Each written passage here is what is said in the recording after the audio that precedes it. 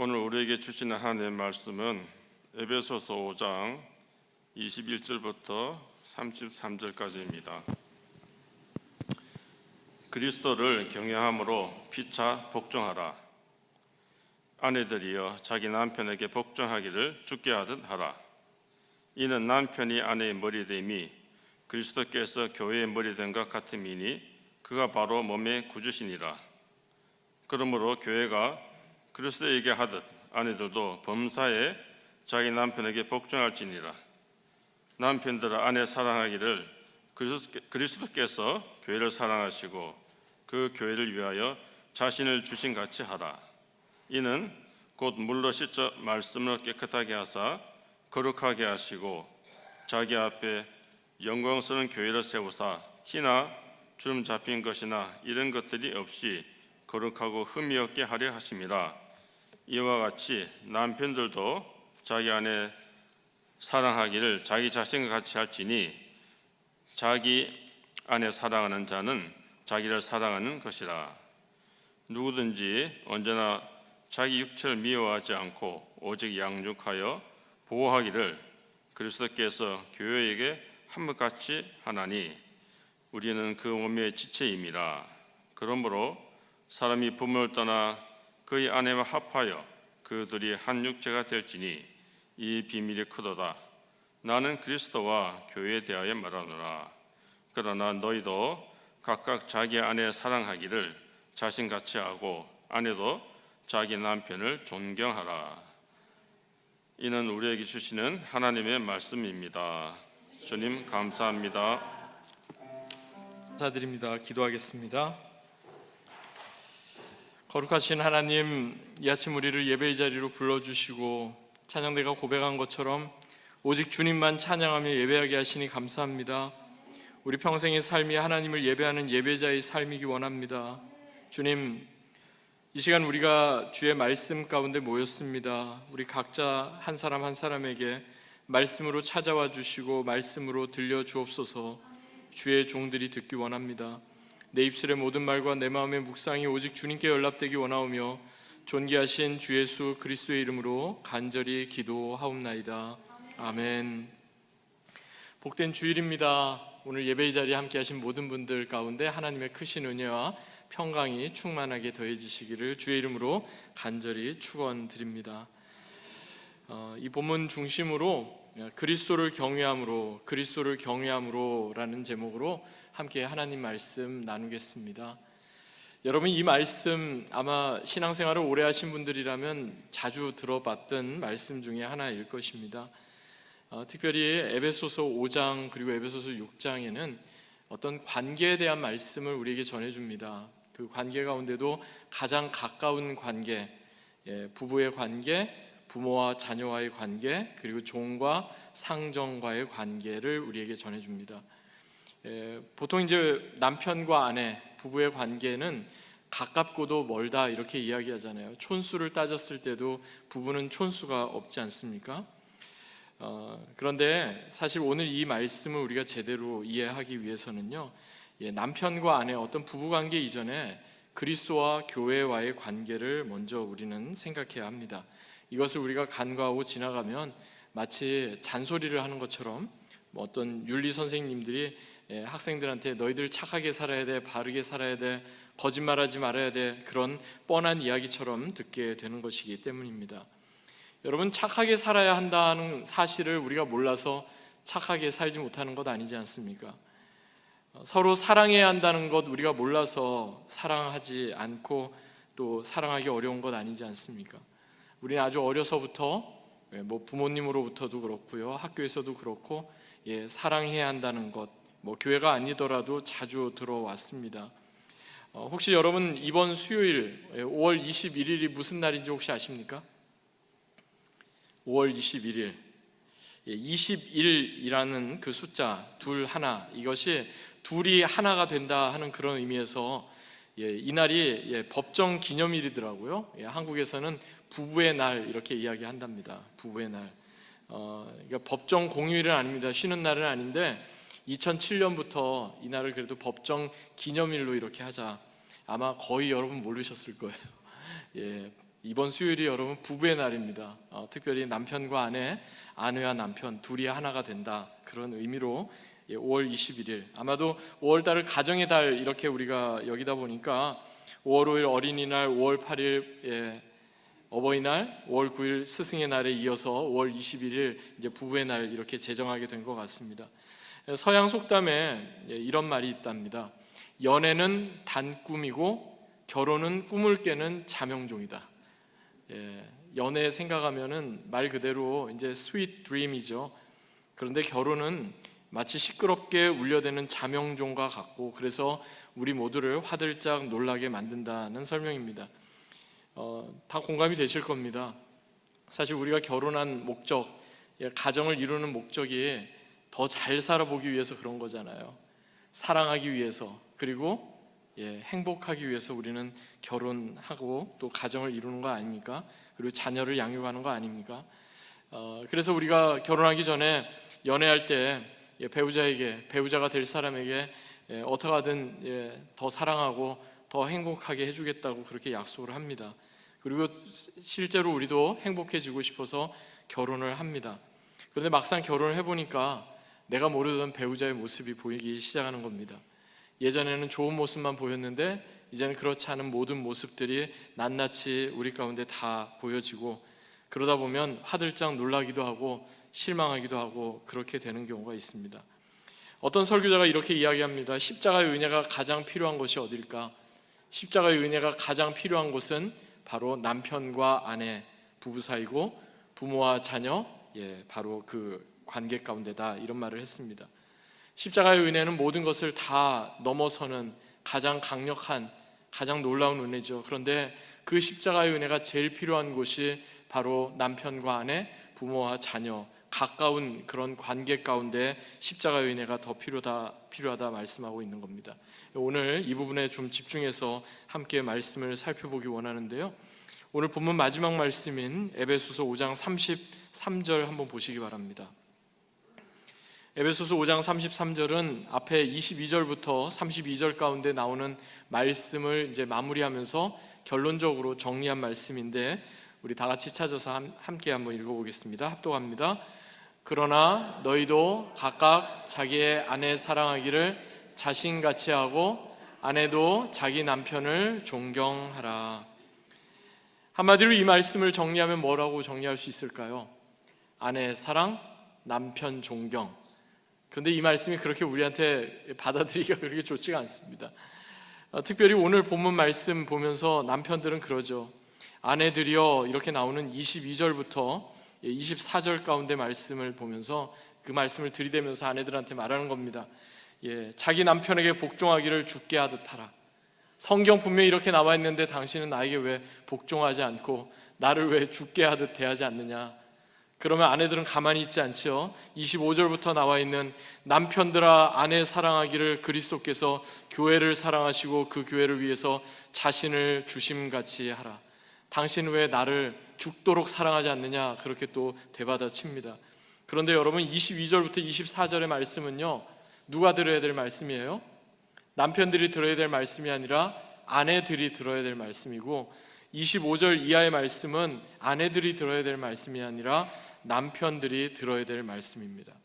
그런데 우리는 거꾸로 하죠. 내가 들어야 될 말씀은 듣지 않고 배우자가 들어야 될 말씀, 저 사람이 들어야 될 말씀, 그러면서 우리는 거기에만 집중을 하고 있는 겁니다. 아내 사랑, 남편 존경 이렇게 이야기했지만 그 말은 바꿔서 말해도 틀리지 않습니다. 남편 사랑, 아내 존경 이렇게 말해도 똑같은 말이 됩니다. 그런데 성경은 무턱대고 그냥 사랑하고 존경해라, 존경하고 사랑해라 이렇게 말씀하지 않습니다. 사랑과 존경이 제대로 작동하기 위한 아주 중요한 그런 원리를 우리에게 말씀해 주고 있습니다. 한 3가지 정도로 제가 좀 정리해 봤는데요. 첫 번째, 사랑과 존경이 가족 안에서, 부부 안에서, 부모와 자식 가운데 제대로 작동하기 위한 첫 번째 원리는요, 먼저 그리스도를 경외해야 한다는 사실입니다. 본문 시작되는 21절 볼까요? 21절도 우리 같이 한번 읽어보겠습니다. 시작. 그리스도를 경외함으로 피차 복종하라. 제가 다시 봉독합니다. 그리스도를 경외함으로 피차 복종하라. 그냥 무조건 복종하고 순종하라, 무조건 사랑하라 말씀하지 않아요. 단서가 있어요. 어떻게 단서가 나와요? 그리스도를 경외함으로. 그러니까 우리가 피차 복종하는 거 이거 쉽지 않습니다. 우리의 죄성을 가지고, 우리의 그런 인간적이고 부족한 그런 모습을 가지고 다른 사람 밑에 이렇게 복종하는 거 참 쉽지 않아요. 어떤 말 들으면 그것이 우리 가운데 참 어려울 때가 있어요. 저 사람 왜 저렇게 말하나? 그러면서 자존심 상하기도 하고, 나는 그런 뜻이 아닌데 그러면서 이제 그 마음이 어려울 때가 분명히 있어요. 그런데 복종이 가능한 이유는요, 그리스도를 경외하기 때문에 가능한 거예요. 예수 그리스도를 경외하는 사람이 나보다 한참 못한 사람, 나이도 어리고 경험도 부족하고 뭐 여러 가지에서 신앙도 뭐 이제 처음 시작하는 그런 사람, 그래도 그 사람한테 복종할 수 있어요. 그리스도를 경외하는 사람이 아직까지 철도 안 들고 아직까지 정말 사랑 구실도 제대로 못하는 것 같은 우리의 철없는 자녀들 보면서도 그들의 말을 경청해 줄 수가 있는 거예요. 그리스도를 제대로 경외하는 사람만이 자신의 배우자에 대해서도 자발적으로 복종하고 기쁨으로 순종할 수 있다는 겁니다. 사실 오늘 본문 이 말씀 우리가 보면서 제일 이게 좀 어려운 것 중에 하나가 복종이라는 말일 거예요. 복종. 그 복종이라는 말을 헬라어 성경에는요, 휘포 타소 메노이 이렇게 되어 있는데, 이 휘포하면 뭐뭐 밑에라는 뜻이에요.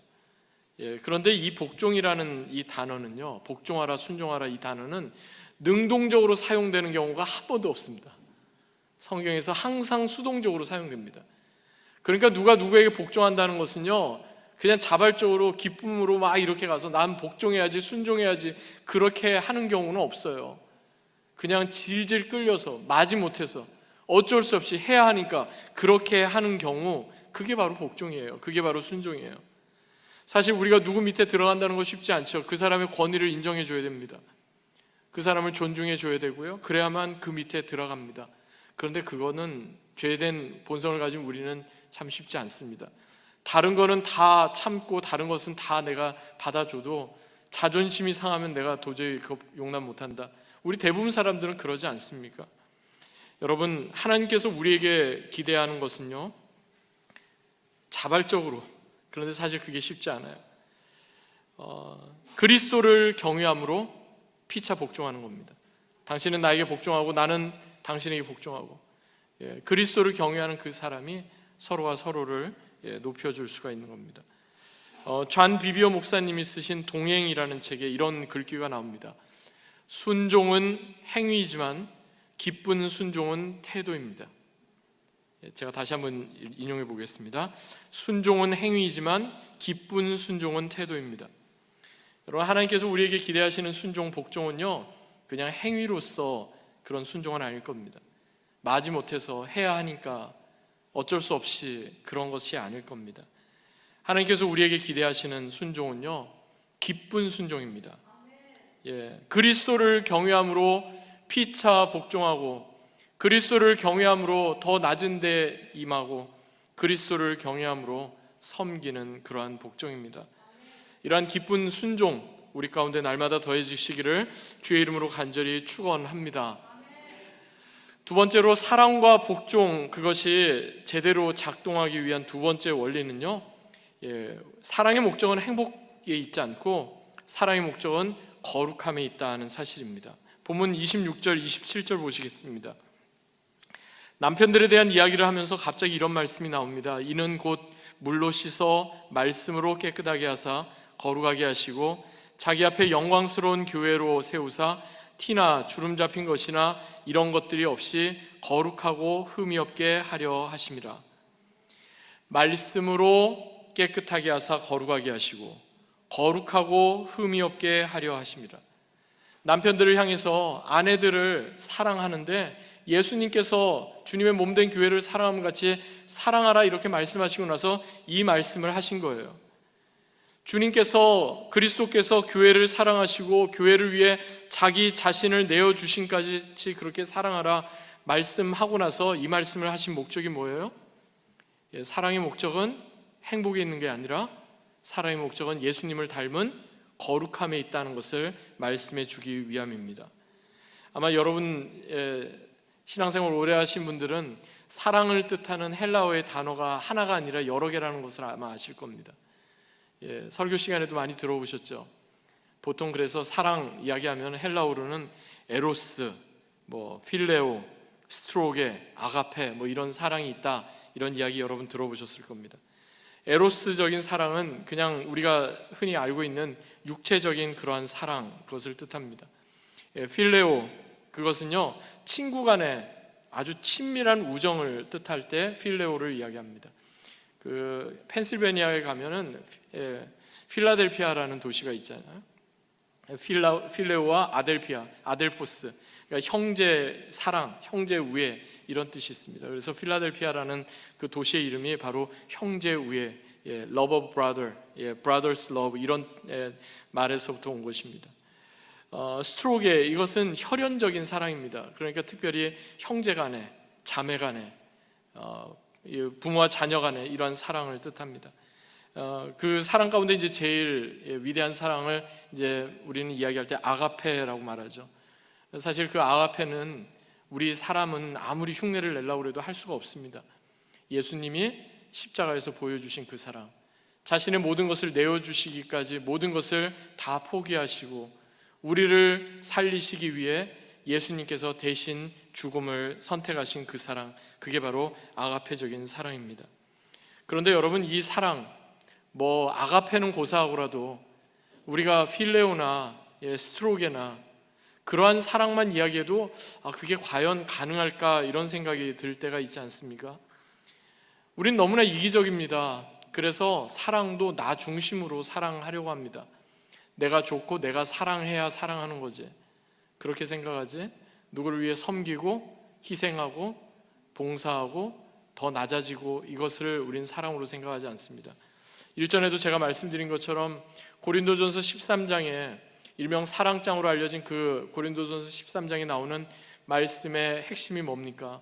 사랑은 오래 참고에서부터 시작해서 마지막 15번째 나오는 내용은 사랑은 모든 것을 견디느니라, 그렇게 끝나지 않나요?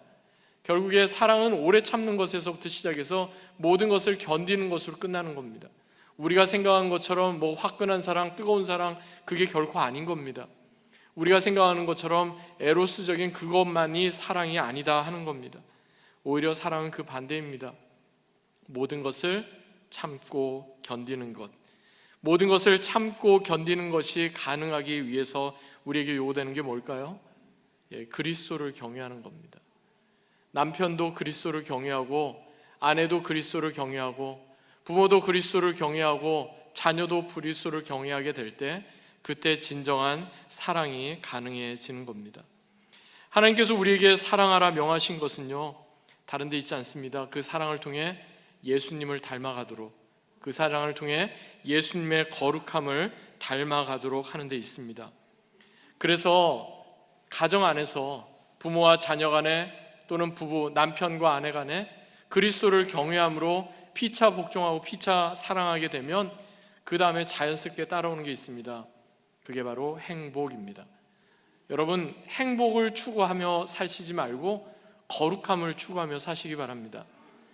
가정 안에서도, 교회 안에서도, 그리고 우리의 공동체 안에서도 행복보다 우리가 먼저 추구하고 먼저 쫓아가야 될 것은 바로 거룩함입니다.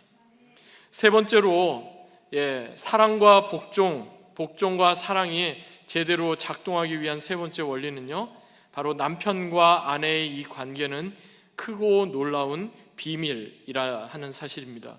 본문 마지막 부분인 31절, 32절 보시겠습니다.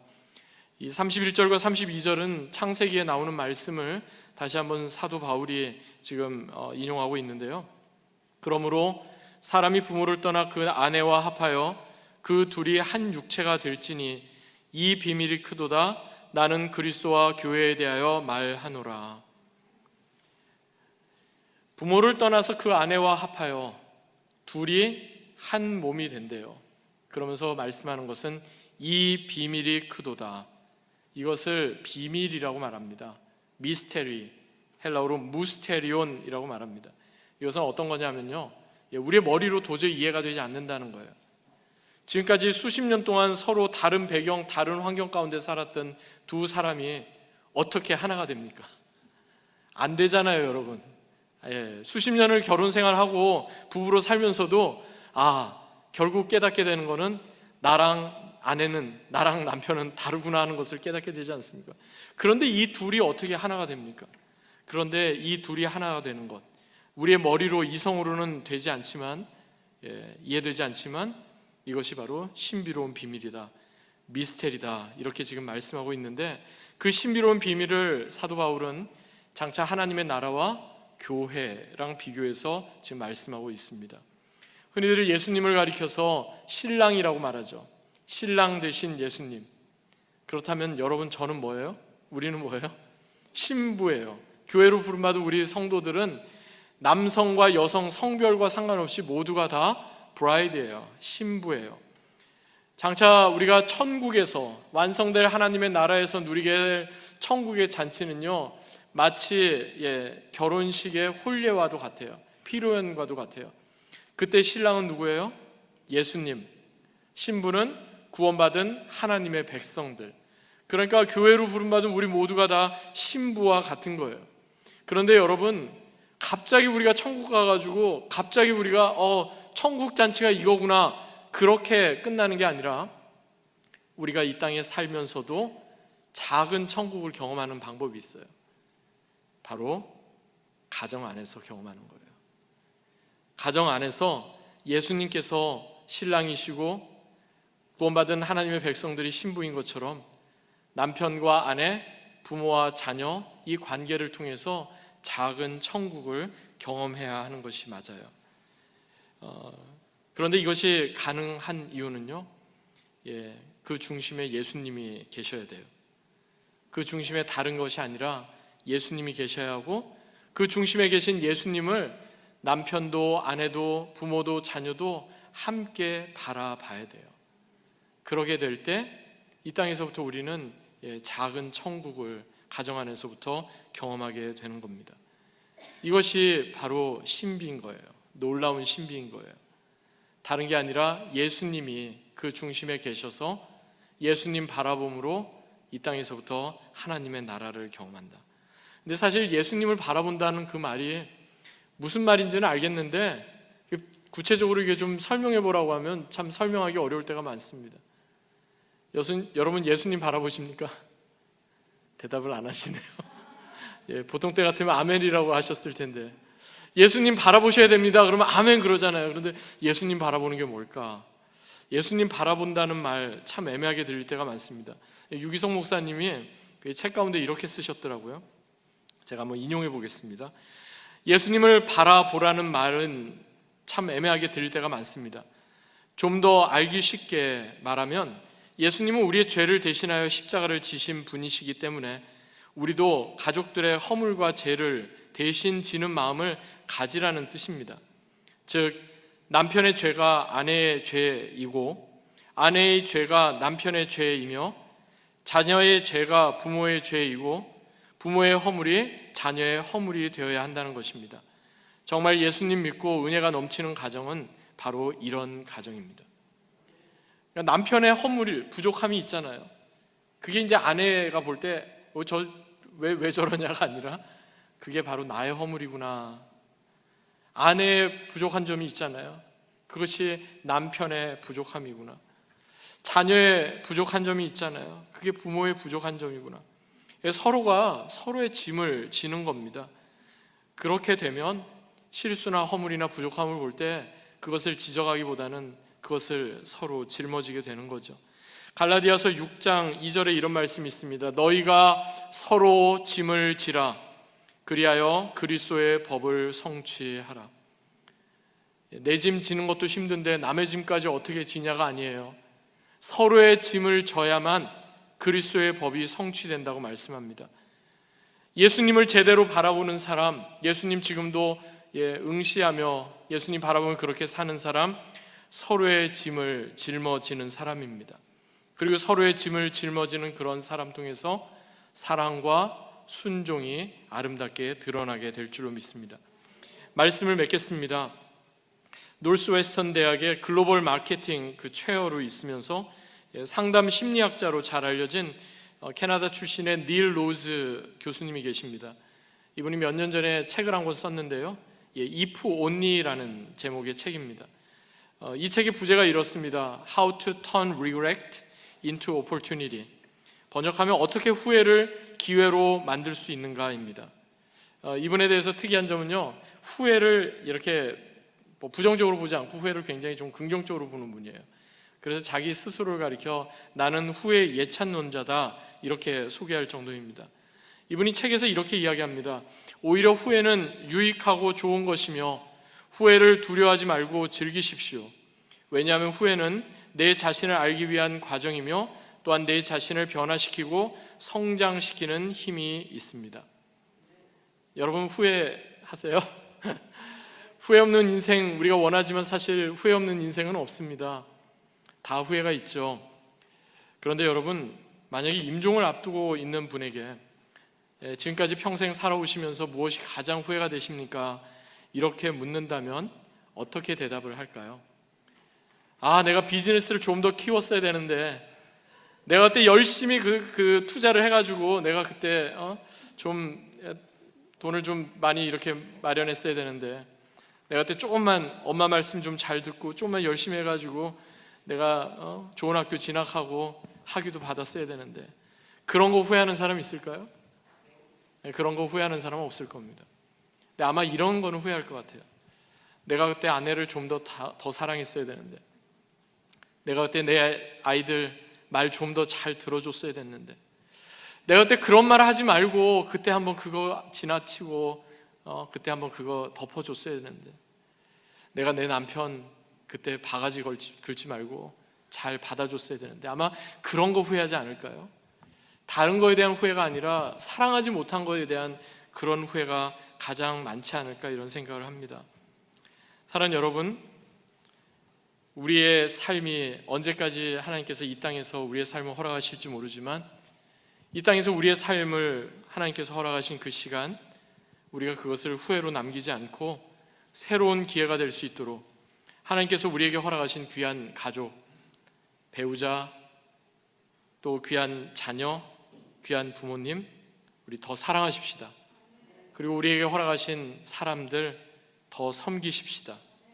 이를 위해 우리에게 필요한 세 가지, 첫 번째가 뭐죠? 그리스도를 경외해야 한다는 사실입니다. 그리스도를 경외할 때 피차 복종하고 사랑할 수 있습니다. 그리고 사랑의 목적은 행복이 아니라 거룩함에 있다는 사실입니다. 행복해지려고 하다 보면 행복할 수 없습니다. 그런데 거룩함을 쫓다 보면 행복은 자연스럽게 따라오게 됩니다. 또한 이 땅에서부터 하나님께서 우리에게 허락하신 가정, 공동체를 통해 하나님 나라의 놀라운 신비와 놀라운 비밀을 경험하는 저와 여러분, 우리 내슈빌 한인장로교회 되기를 주 예수 그리스도의 이름으로 간절히 축원합니다. 아멘. 오늘 주신 말씀